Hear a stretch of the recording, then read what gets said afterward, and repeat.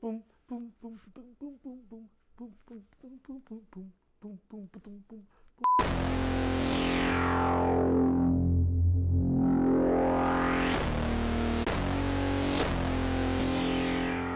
First we fight, and then we eat.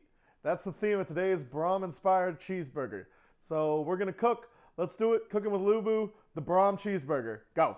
We are obviously not in Battle and Brew, so we're gonna be filming live here in my kitchen, located somewhere in the Freljord/Atlanta. So yeah, that's what we're doing. Now, gotta build my Braum burger. First things first, we're gonna do a simple burger. Braum's a simple man, simple mustache, simple life. So we got our ground beef, bought it at Kroger, which is fine. Take my ground beef, put it in my mixing bowl. I'm gonna take my pepper. I'm gonna give it a liberal spritzing, crumbling, crackling of black pepper. Those are all words. I might have invented some of them. We're gonna throw plenty of black pepper on there. It's delicious. I love it. We're gonna do just a hint of salt.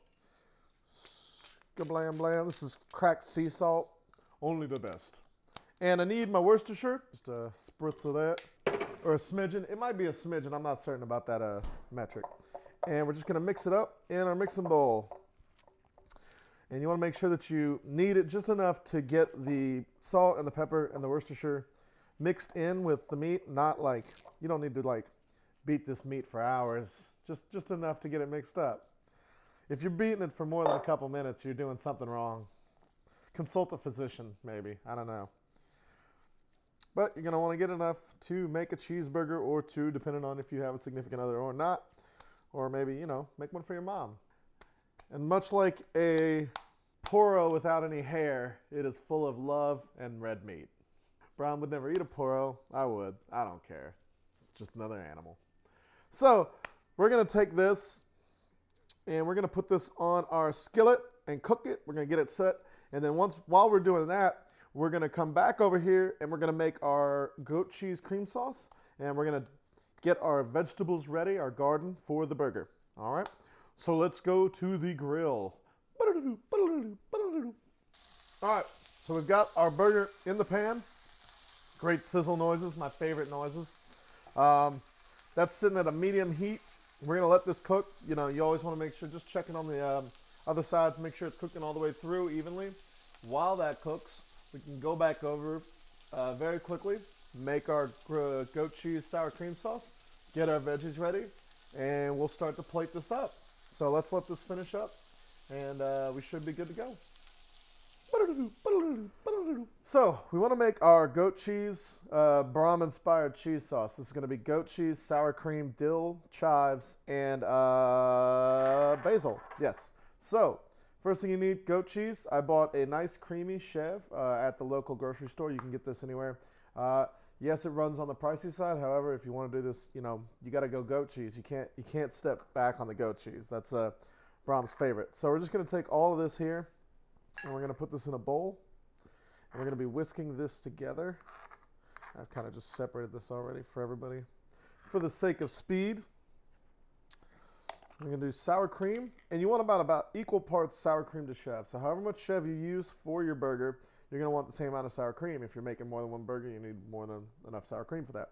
So you go about 50-50 sour cream to goat cheese.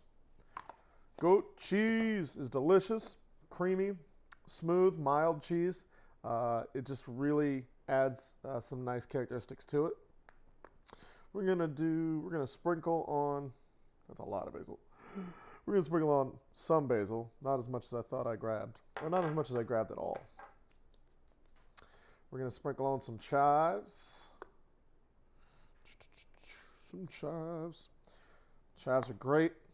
A lot of the stuff, very, very great smell. Chives, basil, dill, all have really great scents that will add to that.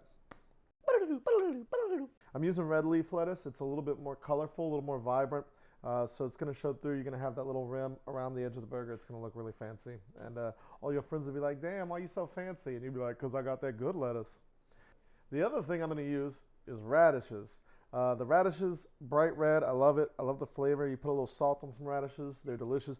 You can actually dip radishes in the sauce. Also delicious. So you really can't go wrong there.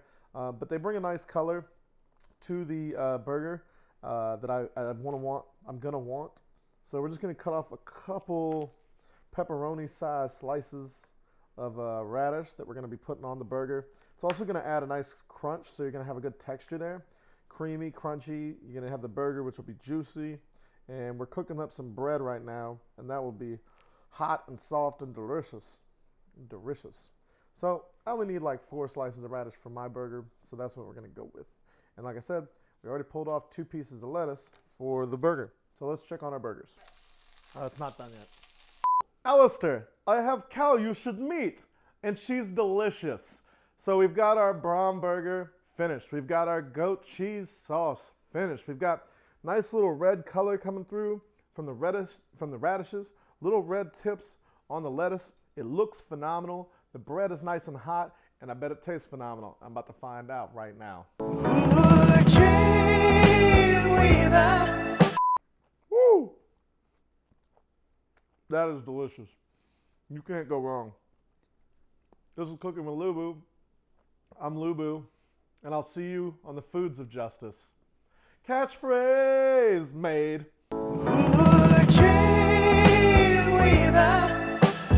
I believe you can get me through the night. I lost like all of it. Was that fitting? Did you see that? No. Yeah. Subscribe. Or I'll dance till I die. That's a good one.